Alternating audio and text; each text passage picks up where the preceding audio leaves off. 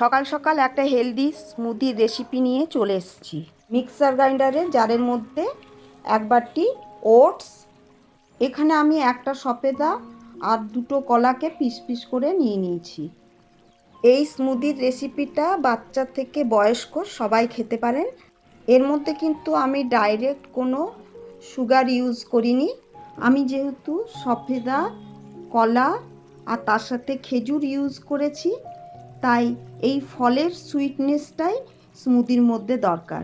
সমস্ত ফলগুলি মিক্সার জারের মধ্যে দিয়ে দুধ আর ওপর থেকে বরফ দিয়ে গ্রাইন্ডারে ঘুরিয়ে নিলেই তৈরি হয়ে গেল আমাদের হেলদি এবং টেস্টি স্মুদি।